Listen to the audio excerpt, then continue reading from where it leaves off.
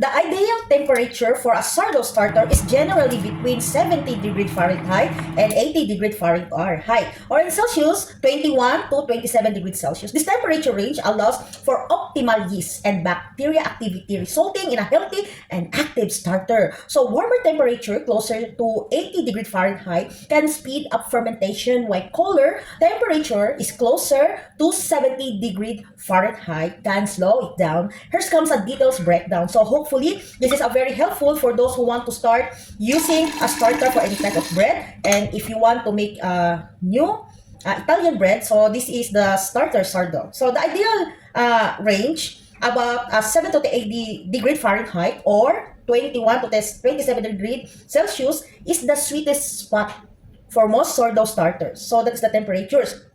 For about the warmer temperatures above 80 degrees Fahrenheit can increase the rate of fermentation, but avoid going above 85 degrees Fahrenheit because 29 degrees Celsius or 90 degrees Fahrenheit or 32, as it can negatively impact the gluten structure and cause of what?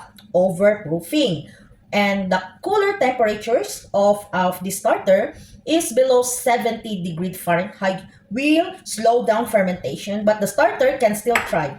You may need to adjust feeding ratios and timings. So we have also a extreme temperature. So this extreme temperatures, while it takes a high temperature, so it must 120 degrees Fahrenheit or 49 degrees Celsius to kill the yeast of bacteria and your starter. It's best to avoid extreme heat.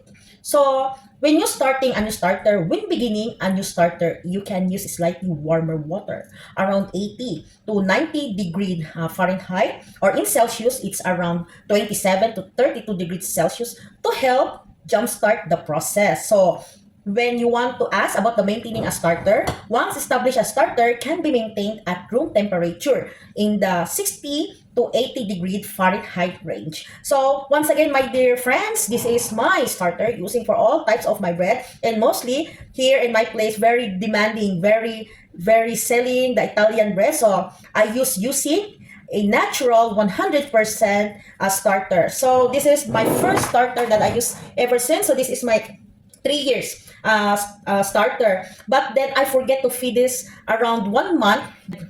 Some of my starter, I just get only around 100 grams of the 100 grams also the flour for the feeding with the process. Anyway, so this is a wool wheat, 100% wool wheat flour inside. So we will check what is the activity inside, and we will check also the temperature inside of our starter.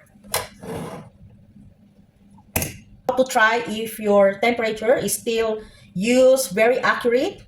So if you want, you just try put in the cold water.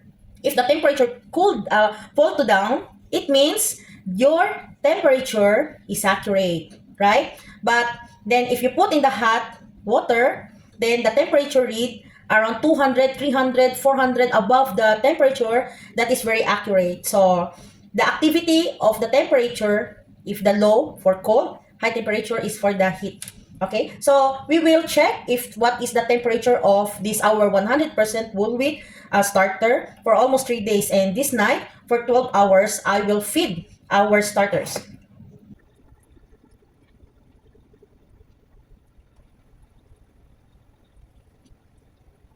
So it's 23.3 degrees Celsius.